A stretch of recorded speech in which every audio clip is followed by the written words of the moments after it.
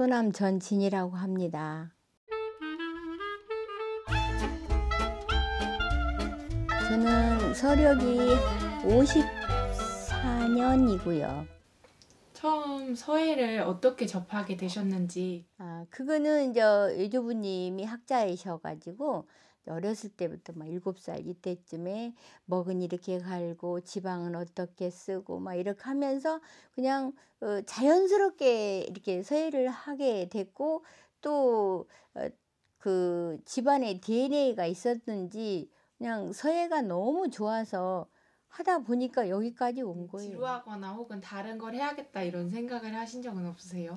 그게 없어요. 서예를 많이 하다 보면은 서예도 한글, 전서, 예서, 해서, 행서, 초서, 그런데 거기다가 추사체도 썼고요. 한글을 썼는데 한글에서도 판본체, 궁체, 봉셔, 막 진을림 이렇게 쭉 저기가 있기 때문에, 단계가 있기 때문에 지루할 겨를이 없는 거예요. 이제 옛날부터 이제 우리가 사농공상 그러잖아요. 이게 늘 선비를 최고로 쳤고, 야, 그거 선비해서 글씨 써서 돈 되냐 하는데, 그 내면의 세계에서 그 화려함은 아무도 몰라요. 자기가 해봐야 그걸 알기 때문에 먹은 게 아침에 일어나서 먹을 가는 그 향에 젖으면 다른 거는 그렇게 중요하지 않은 것 같아요. 선생님 나중에 이제 꿈이 이제 그림으로 이렇게 다 채우시는 거라고 들어보는데, 이제 삶의 목표랄까 그거에 대해서 또 조금 이야기해 주시면 좋을 것 같아요. 원래는 이제 꿈이 나는 미술관을 하나 갖고 싶다 그랬어요. 왜냐하면 내가 그림을 그리고 있는데 어떤 분이 이렇게 막 그림을 사가요. 내가 보기에는 별로 허접한데, 그래서 왜 그러냐 그랬더니 그분이 미술관을 하기 위해서 사간대요. 그래서 저분은 사가는데 나는 내가 그릴 거야. 그래서 병풍백보를 하고자 했거든요. 그러다 보니까 병풍백보를 채워졌어요.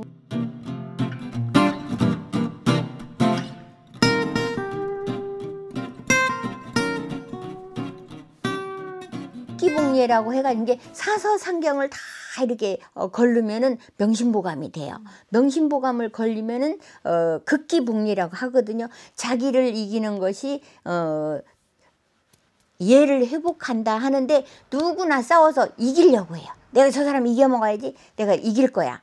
그런데 자기를 이기는 것이 가장 어렵기 때문에 극기봉예라고 해요. 내가 사람들한테 어떤 스님이 한 노래를 했어요. 멍텅구리 멍텅구리 우리 인생이 멍텅구리, 온 곳을 모르는 그 인간이 갈 곳을 어떻게 안단 말까, 온 곳도 갈 곳도 모르누나. 이렇게 해서 이제 그 뒤에는 올 때는 빈손에 왔건만은 갈 때에 무엇을 가져갈까, 공연한 탐욕을 부리누나. 이 노래를 듣는 순간 어머, 그래, 전부 빈손으로 왔는데 뭘 가지고 가기 위해서 이렇게 탐욕을 부릴까, 그 생각을 하고 내가 거기에 엄청 공감을 했어요. 요즘에 인터넷에서도 그렇고 자살 이야기가 되게 많아요. 그런데 이제 선생님께서 말씀하신 삶의 짐이 어떻게 보면은 자기가 짊어질 수 있는 것보다 많아서 그렇다고 생각을 하는데, 이제 선생님 같은 경우에는 멍텅구리라는 노래를 듣고 그걸 딱 깨우치셨잖아요. 근데 사실 자기가 짐을 지고 있어도 짐을 진지도 모르고, 또 놓고 싶어도 그게 마치 내 팔이랑 연결돼서 놓을 수가 없는 것 같다는 생각이 들거든요. 조금 지혜를 나눠주신다면 어떻게 그런 마음을 조금 떨쳐버릴 수 있을까요? 그러니까 사람은 누구나 그게 있어요. 작은 거라도 내가 학교 다닐 때 뭐 하나 잃어버려도 그걸 막 찾아서 헤매고, 집안에서도 뭘 놓고도 막 찾잖아요. 근데 아주 크나큰 걸 잃어버리고 나면은 거기에서 마음이 다 비워져요.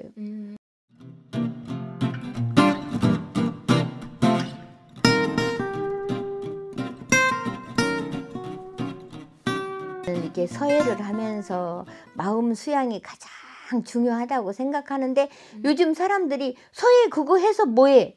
근데 자기와 싸움이 되는 거예요. 거기서도 자기 극기복례가 서예를 하면서 되거든요. 왜냐? 먹을 갈면서 마음을 갈잖아요. 먹을 가는 것은 자기의 마음을 가는 것이다 그랬잖아요.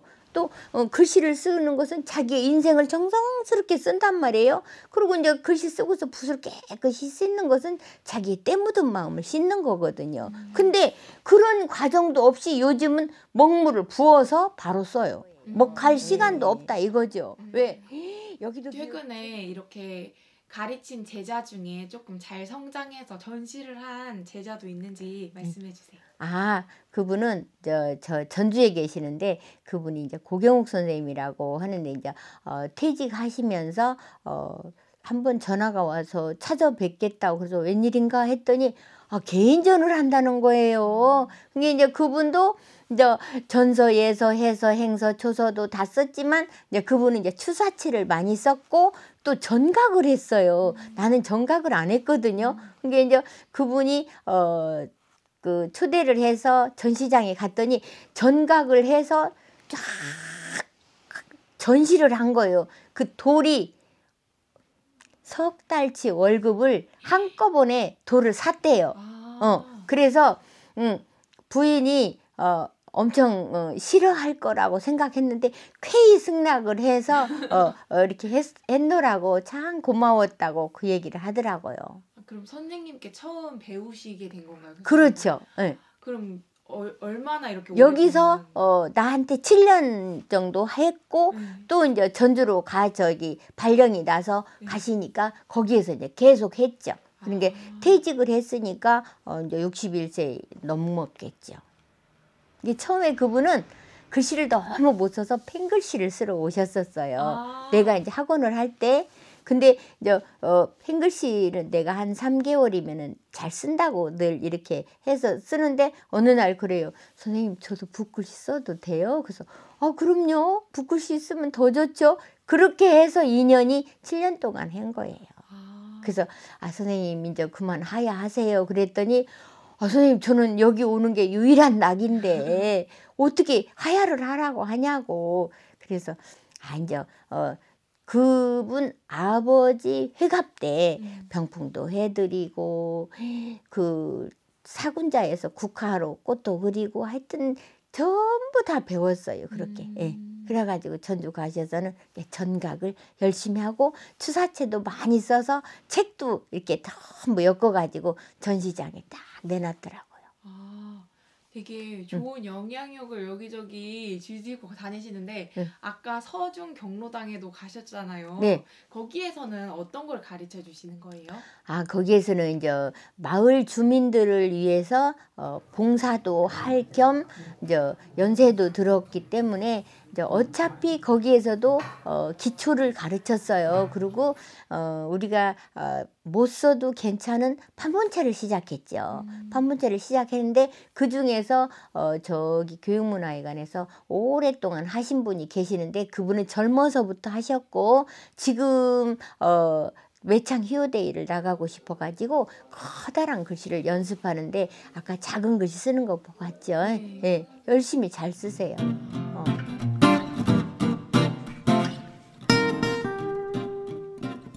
가셔서 이렇게 가르쳐주면서 이제 아이들이나 혹은 이렇게 선생님들이 변화가 있는 그런 에피소드가 있을까요?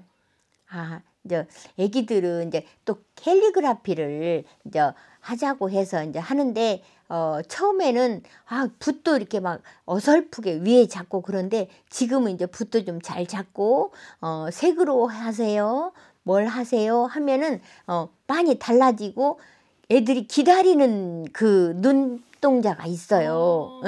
그럼 이제 나는 공부도 공부지만 그 교육적인 또 우리가 교훈적인 그런 이야기들을 많이 가지고 가요. 아, 그, 맞아요. 아까도 경로당에서 보니까 응. 좋은 말씀을 이렇게 적으시더라고요. 네, 그래서 그래서 동화구연 그 공부를 조금 또 해봤어요. 왜냐하면 애기들을 위해서는 그런 이야기들이 많이 있어야 애들이 지루하지 않아요. 애들은 10분이 못 넘어가요. 그렇기 때문에 수업을 하고 항상 그 뒤에 수수께끼라든가 옛날 이야기를 해주기 때문에 막 반짝반짝 빛나는 그 눈이 너무 예뻐서 그냥 그 수업을 가려면 미리 준비할 때 내가 즐거워요.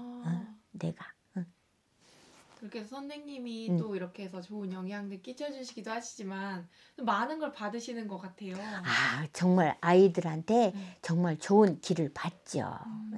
그 초롱초롱한 눈망울에서 나한테 쏘아주는 에너지가 상당히 많은 거예요.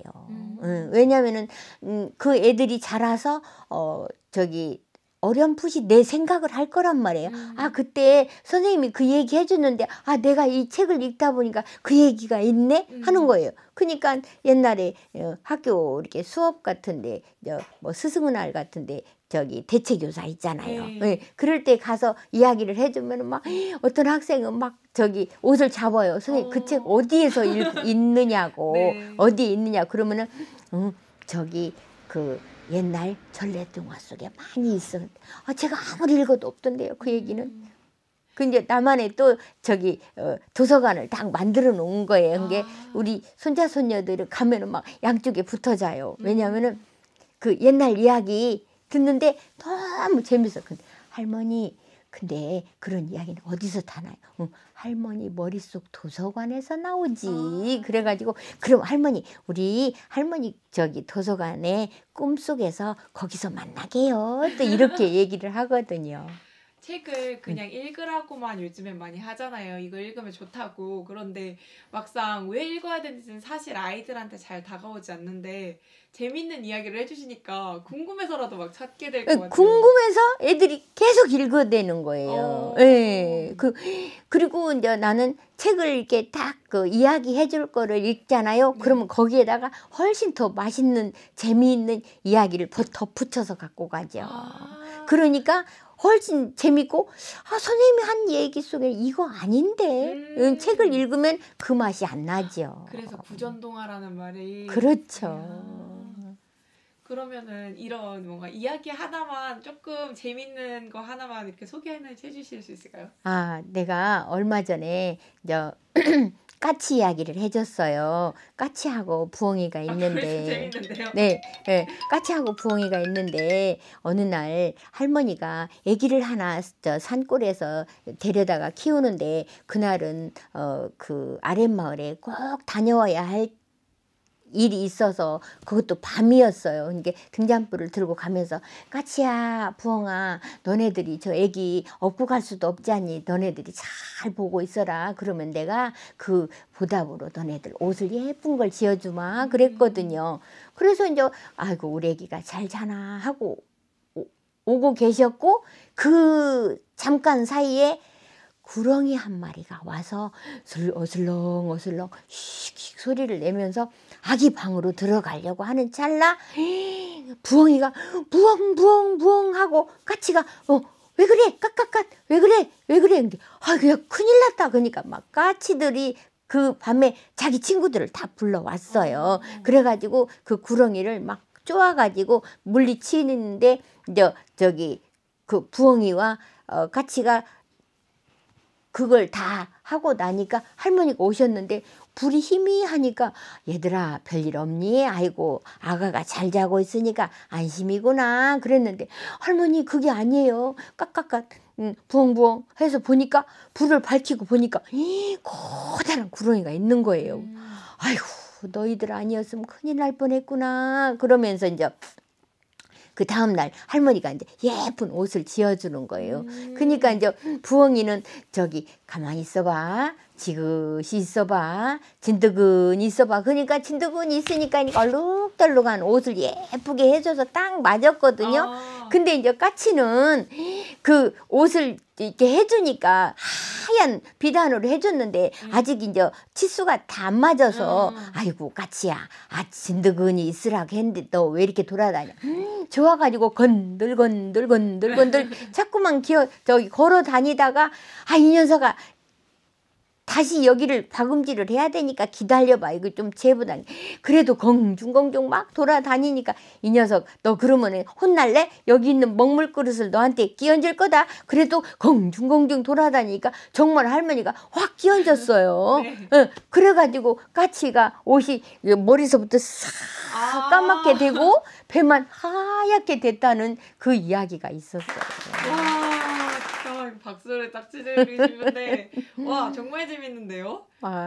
생각도 못했던 이야기예요. 뭔가. 그랬어요? 네네네. 와 그러면 이런 이야기들을 막 이렇게 해서 머릿속 도서관에 품고 계시잖아요. 네네. 요즘에는 이야기꾼이라는 직업이 따로 없는데 그리고 또 이야기를 이렇게 해주시는 분도 별로 없잖아요. 다들 TV나 예능에서 보지. 그런데 이렇게 주변에 이런 선생님이 계시면은 너무 심심할 때 가서 이야기도 듣고 하면 너무 좋을 것 같아요. 나는 얼마든지 이야기할 수 있어요. 그리고 일단 책을 10분만 읽었어도 그걸 가지고 쫙 늘려서 할 수 있는 능력이 되더라고. 우리 어린 아이 친구들한테 여기 와갖고 놀러 오라고 해주셔도 될 것 같아요.